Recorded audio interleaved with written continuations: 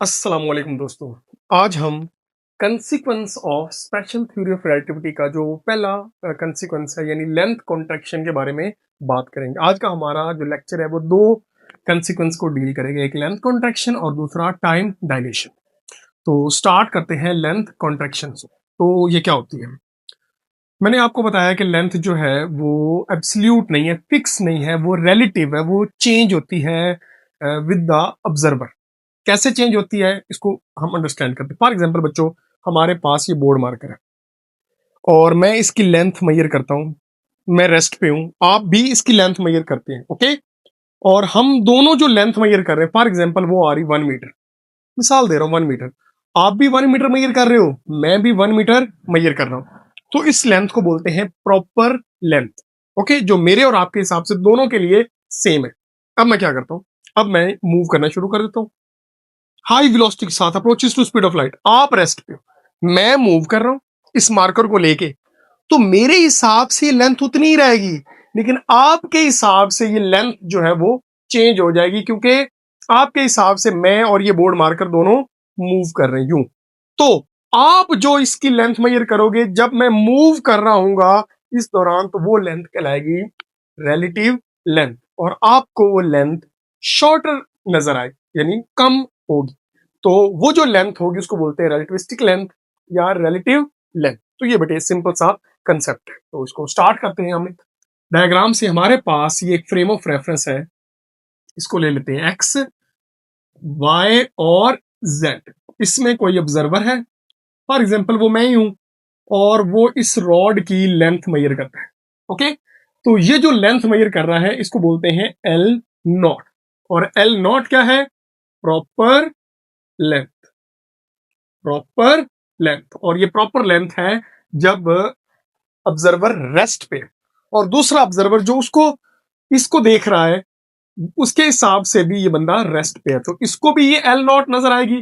दोनों को, ऑब्जर्वर ए को भी और ऑब्जर्वर बी को, दोनों को ये जो है वो प्रॉपर लेंथ ही नजर आए, यानी 1 मीटर है तो 1 मीटर ही नजर आए। अब एक और एग्जांपल लेते हैं, सेम यही चीज।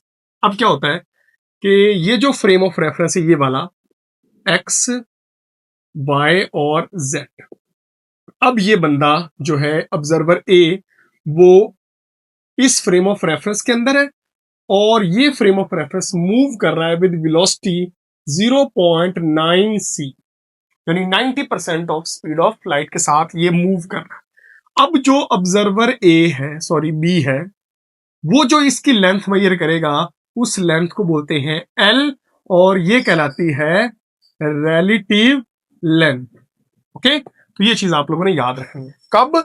जब ये जो ऑब्जर्वर ए है वो मूव कर रहा है और ये पूरा फ्रेम ऑफ रेफरेंस मूव कर, अब जब ये मूव कर रहा है तो ये इस रॉड की लेंथ लेगा, वो लेंथ कहलाएगी रिलेटिव लेंथ, और जो रिलेटिव लेंथ होगी वो शॉर्टर होगी उसकी ओरिजिनल लेंथ, ओके।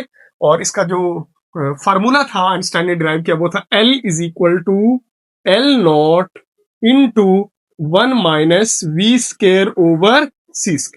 ये चीज आप लोगों ने याद रखनी। अब एल नॉट आपको पता चल गया, वो होती है प्रॉपर लेंथ, ओके, जो रेस्ट फ्रेम में मेजर की जाती है। और एल जो है इसको बोलते हैं रिलेटिविस्टिक लेंथ, ओके। और ये जो टर्म है 1 - v² ओवर c², ये term always less than 1, okay. तो जब इस लेंथ को लेस देन 1 से मल्टीप्लाई किया जाएगा तो ये लेंथ क्या हो जाएगी? शॉर्टर हो जाएगी। इस सेंस में भी आप देख सकते हैं। और अगर मैं फिजिकल सिग्निफिकेंस की बात करूं तो फॉर एग्जांपल बच्चे ध्यान से देखना, ये मैं इसकी लेंथ मेजर कर 1 मीटर, आपने भी मेजर की 1 मीटर। जब मैंने मूव किया तो आपको इसकी लेंथ इतनी नहीं बल्कि शॉर्टर नजर आए जब मैं मूव कर रहा हूँ approaches to speed of light. तो ये जो आपको ये नजर आ रही है ये लेंथ कहलाती है रिलेटिविस्टिक लेंथ, और मुझे वो उतनी ही नजर आई जो कि है कितनी? Proper length, okay. तो ये चीज बेटे आप लोगों ने याद रखनी है। ये सिंपल सा कंसेप्ट है जिसको हम क्या बोलते हैं? Length contraction, okay. इसमें आपने दो चीजें याद रखनी, एक एल नॉट है जो कि प्रॉपर लेंथ है, और दूसरी चीज क्या है? Relativistic length. तो ये सिंपल सा कंसेप्ट था हमारा लेंथ कॉन्ट्रैक्शन का। अब हम बात करते हैं time dilation. Special theory of relativity का जो दूसरा कंसीक्वेंस है वो है टाइम डायलेशन। ये क्या? पहले तो मैं सिंपल तरीके से आपको समझाता हूँ। फॉर एग्जाम्पल कोई इवेंट होता है, इवेंट बोलते हैं फिजिक्स में, आप कोई काम करते हैं तो उसको हम इवेंट बोलते हैं। फॉर एग्जाम्पल ये मैंने बोर्ड मार्कर को ऊपर फेंका और कैच किया, ये एक इवेंट है। बोर्ड मार्कर ऊपर गया और किधर आया? नीचे, नॉर्मल स्पीड के साथ आया। तो फॉर एग्जाम्पल इसको ऊपर और नीचे जाने का जो टाइम है वो लगा 2 सेकेंड। ओके, मैंने मेजर किया तो मेरे हिसाब से ये टाइम कितना आया? 2 सेकेंड। आप रेस्ट पे मेरे पास ही खड़े हैं, ऑब्जर्वर 2, मैं ऑब्जर्वर 1 हूं, वो ऑब्जर्वर 2 है। ऑब्जर्वर 2 के हिसाब से भी ये लेंथ कितनी होगी? 2 सेकेंड। तो ये कहलाती है प्रॉपर, सॉरी ये टाइम कहलाता है प्रॉपर टाइम।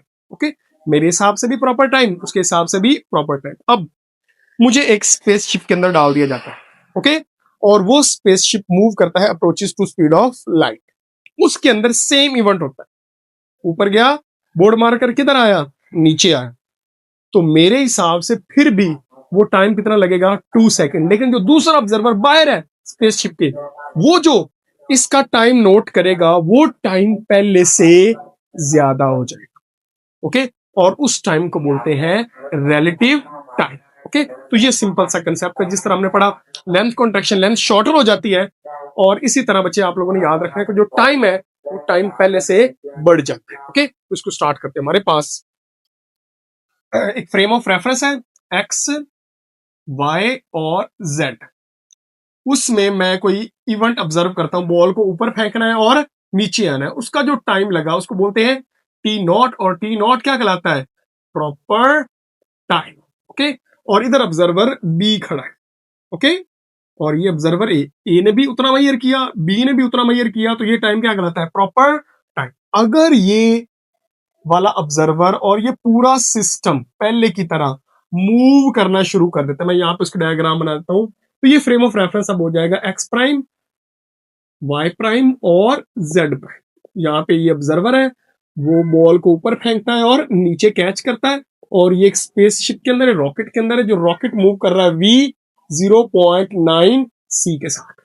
अब बच्चे यहाँ पे एक ऑब्जर्वर है, और उस ऑब्जर्वर का नाम अब क्या है? बी। वही ये देख रहा है कि ये स्पेसशिप के अंदर जा रहा है और इसने बॉल फेंका है, तो इसके हिसाब से जो टाइम आएगा उस टाइम को बोलते हैं रिलेटिव टाइम, और ये टाइम स्लो हो जाता है। ओके, यानी मैं आपको मिसाल देता हूं, नॉर्मल ये बॉल ऐसे गया, नीचे आया। ओके, अगर ये ऑब्जर्वर इसको ऑब्जर्व करेगा स्पेसशिप के अंदर तो ये यूं जा रहा होगा।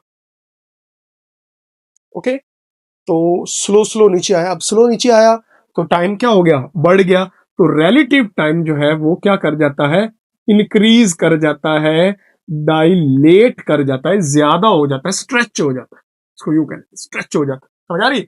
और इसी चीज को हम नाम देते हैं टाइम डायलेशन का। ओके, और अगर मैं टाइम डायलेशन का फार्मूला लिखूं तो T इज इक्वल टू, यानी रिलेटिविस्टिक टाइम होगा T not over 1 - v² over c² under. Okay, ये v है वो जिसके साथ वो स्पेसशिप क्या कर रहा है?